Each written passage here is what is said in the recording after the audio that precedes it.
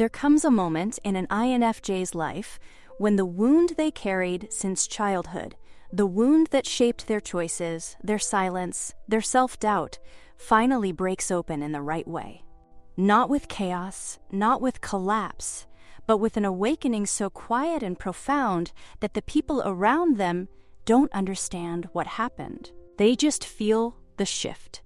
Because when an INFJ heals the part of themselves that once feared being misunderstood, abandoned, or unseen, they stop living as a fragmented version of who they are and begin stepping into the full force of the person they were always becoming. You'll notice it first in their eyes, not softer, not harder, but clearer. They begin to see the world without the filter of old pain. And suddenly, the patterns that once trapped them become obvious. The relationships they tolerated begin to feel too small. The roles they played start to feel false. And the quiet strength they always carried, the one buried beneath years of overthinking and emotional survival, finally rises to the surface. It's not anger. It's not rebellion. It's alignment. And alignment is a power very few people know how to handle. If you've ever wondered why INFJs transform so radically later in life, or why people act differently around them after their healing begins, this video will show you exactly what changes and why nothing about them will ever be the same again. But be warned, once you understand this transformation, you will never see INFJs the same way. And you might realize that you're going through this evolution right now without fully noticing it. Before we go deeper, tell me in the comments one word: rise. I want to see who feels this shift personally, and make sure you're subscribed, because missing the next video means missing the next stage of your own transformation, and you're closer to it than you think. They stop confusing love with self-sacrifice and finally choose themselves. When this shift happens inside an INFJ, it is not loud, dramatic, or announced. It is internal, quiet, and irreversible. For years, they believed love meant carrying someone else's burdens, softening their own needs, and making themselves smaller so others could feel bigger. They mistook their ability to endure pain as proof of loyalty, and their willingness to overextend as evidence of devotion. But healing rewrites the script. It forces them to revisit every moment where they abandoned themselves in the name of connection. Every time they forgave too quickly, stayed too long, or poured into someone who only took. And suddenly, something inside them refuses to play that role again. They begin to understand that love without reciprocity is not love, it is erosion. They see that the people who truly cared never demanded their exhaustion as a condition for closeness. This realization cracks open the emotional architecture they built in childhood, the one that taught them survival meant pleasing, fixing, or absorbing tension that wasn't theirs.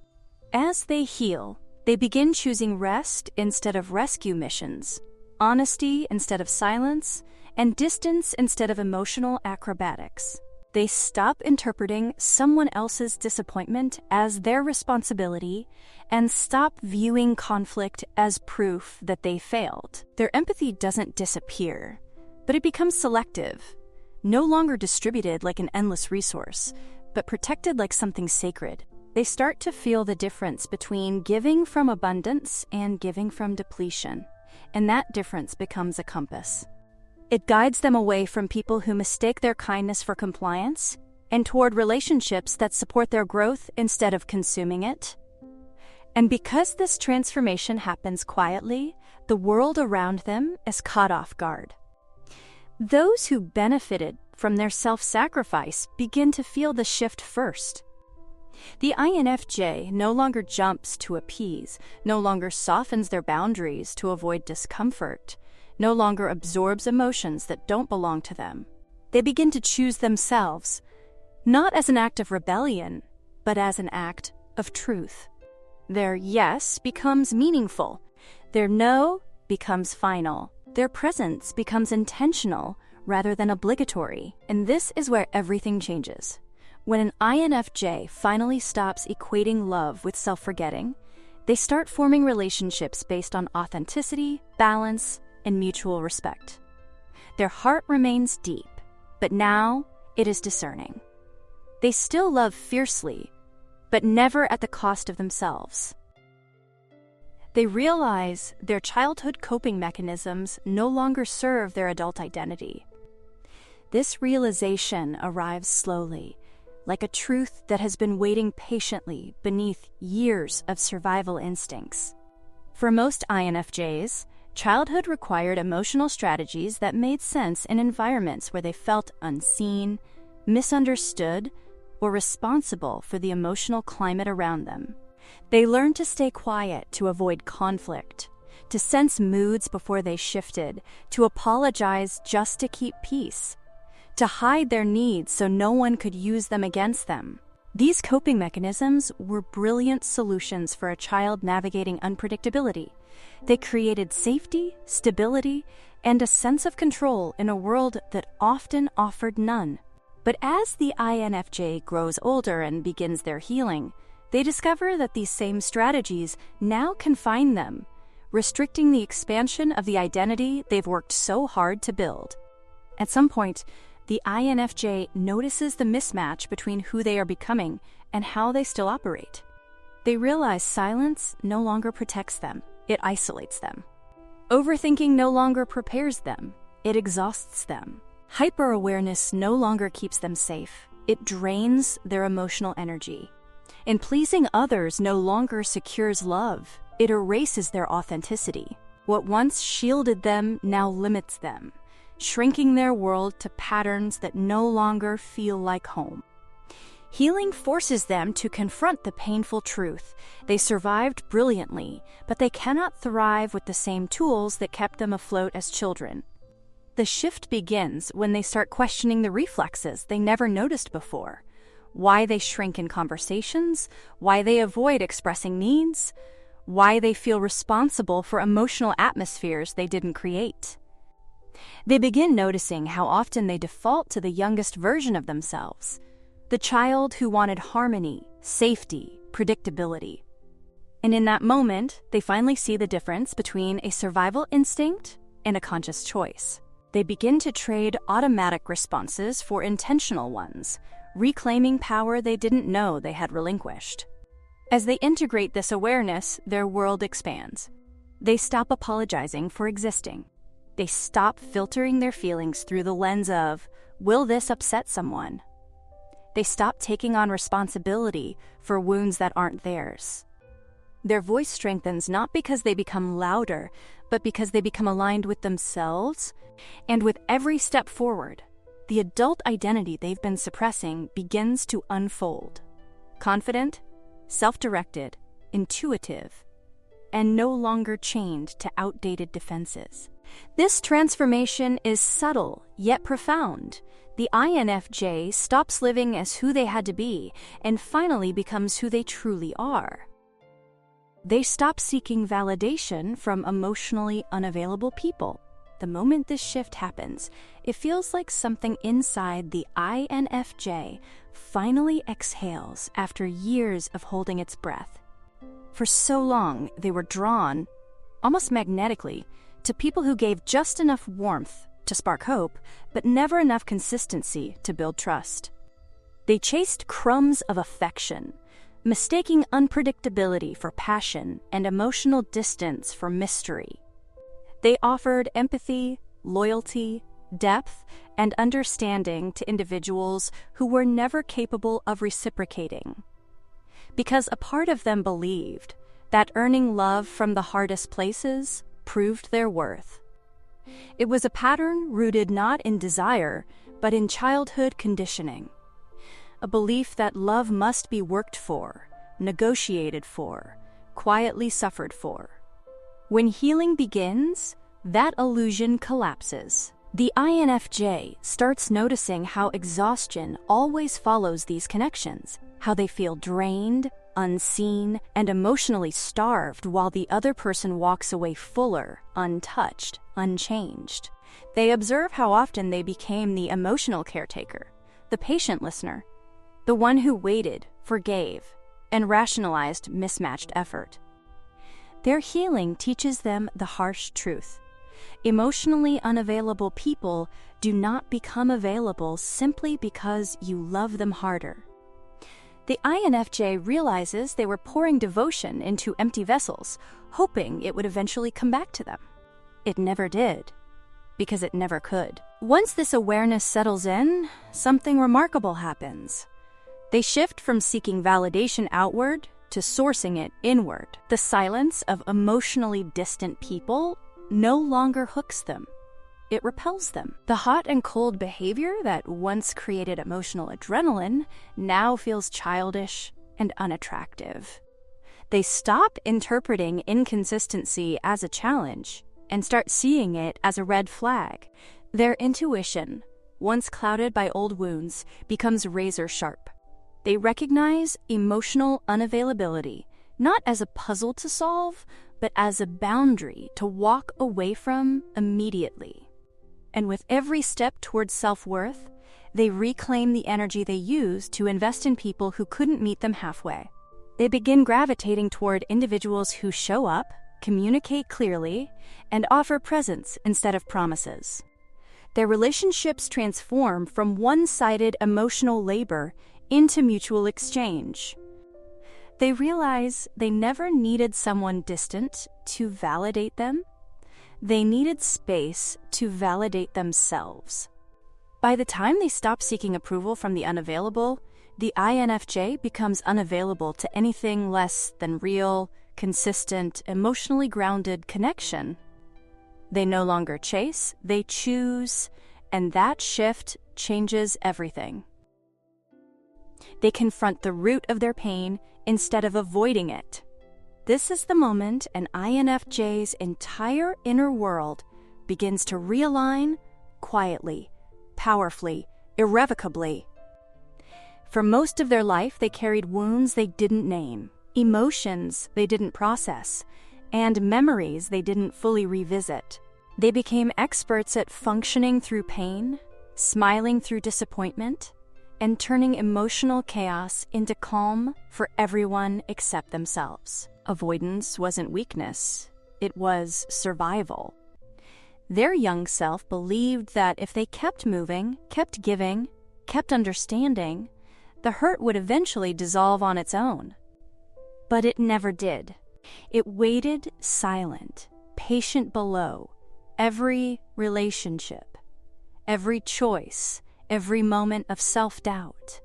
Healing begins when the INFJ finally stops running.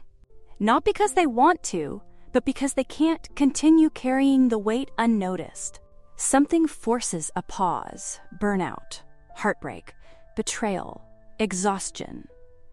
And in that stillness, they meet the shadow they've been avoiding. It is uncomfortable, raw, unfiltered. They confront childhood memories where boundaries were punished instead of respected. Relationships where they dimmed themselves to avoid conflict. Moments where they were taught to be small so others could feel big. They start to see how these experiences shaped their default patterns: overgiving, overunderstanding, self-blame, emotional caretaking, silence as protection. Instead of numbing this pain, they analyze it with the same depth they've always used to understand others. They sit with emotions they once tried to outrun. They question beliefs that were handed to them instead of chosen. They allow themselves to grieve the versions of themselves that suffered quietly, just to keep the peace. And in doing so, they begin to separate what truly belongs to them from what was projected onto them by broken people. As they confront the root, the illusions fall away. They realize their pain was never proof of personal failure. It was the result of environments that demanded emotional labor they were too young to provide. They understand that healing is not about forgetting, but about reclaiming the power those experiences once held over them. The more they illuminate their wounds, the less influence those wounds have on their present. This confrontation marks the beginning of emotional sovereignty. The INFJ who once avoided their pain now transforms it into clarity, wisdom, and grounded strength. They become someone who cannot be manipulated by guilt, silenced by fear, or pulled back into old patterns. They stop bleeding emotionally for people who never learned how to stop cutting others. And from that moment on, every part of their life begins to change. They rebuild their boundaries from clarity, not fear. This is the turning point where an INFJ stops navigating the world through old survival instincts and begins shaping their life through deliberate self-respect. For most of their early years, boundaries felt dangerous, something that risked rejection, conflict, or emotional withdrawal from people they depended on. They learned to stretch themselves thin to keep others comfortable, to apologize for needs that were perfectly human, to stay silent rather than risk displeasing someone who held power over their emotional stability. But once they heal, the fog lifts. Their boundaries no longer emerge from panic or defense. They rise from a place of deep internal understanding. Clarity becomes their new compass. They begin to see what drains them, what nourishes them, and what quietly destroys their sense of self.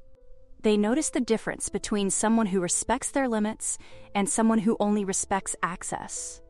They recognize when conversations leave them feeling diminished, when relationships require them to shrink, and when situations demand emotional labor they never agreed to provide.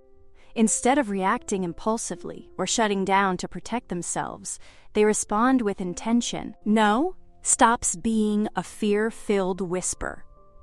It becomes a calm, confident line in the sand. This kind of boundary setting feels different, both to the INFJ and to everyone around them. They no longer explain endlessly why they can't meet someone's demands.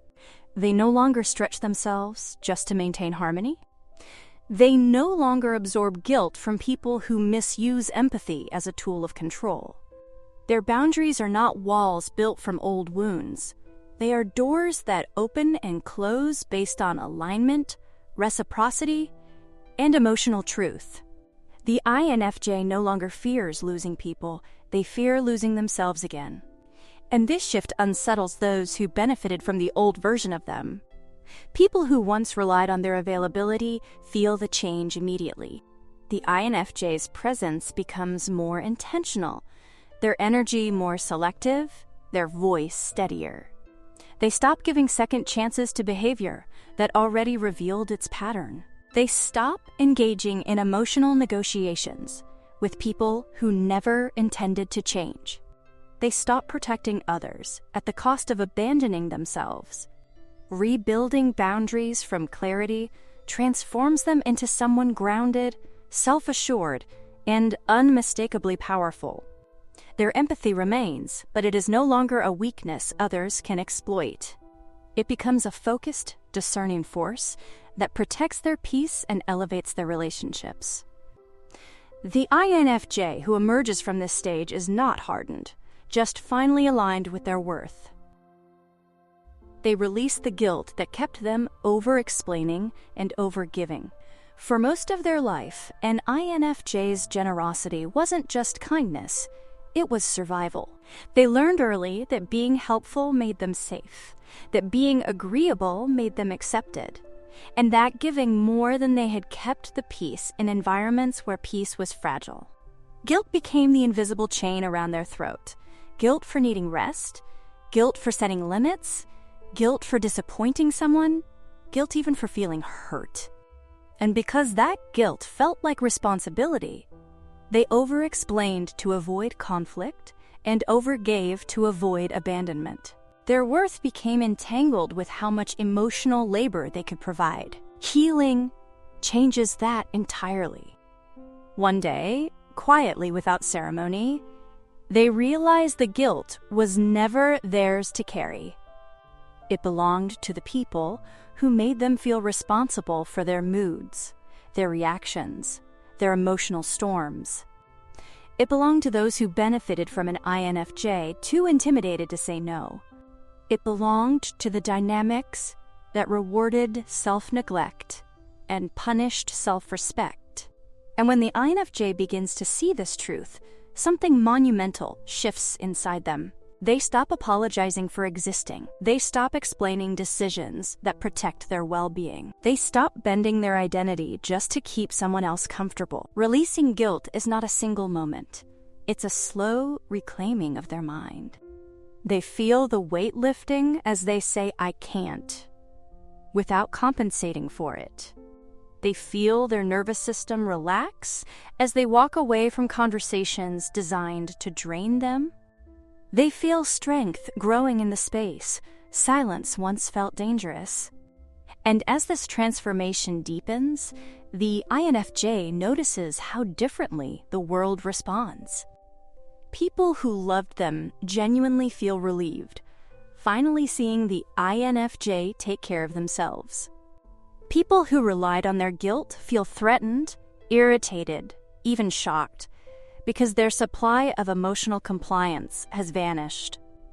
Without guilt as the driver, the INFJ's giving becomes clean, intentional, and rooted in choice rather than obligation. They give because they want to, not because they fear what will happen if they don't.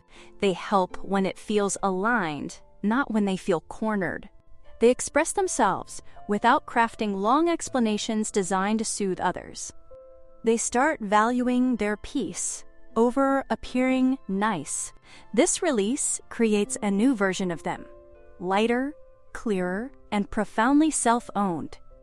And once an INFJ learns they never needed guilt to be worthy, they never return to the version of themselves who lived in fear of disappointing people who never appreciated them in the first place.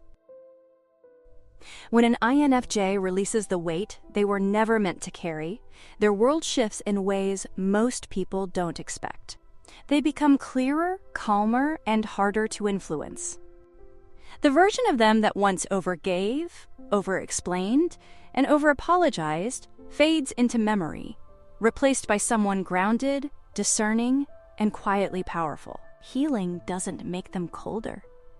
It makes them whole.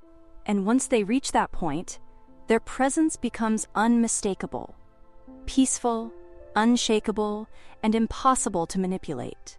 If this spoke to you, reflect on this. Which part of your old self are you finally ready to let go of? Drop a word in the comments so I know you stayed with me until the end. Release. And if you want more deep INFJ insights, make sure you subscribe for the next chapter of your transformation.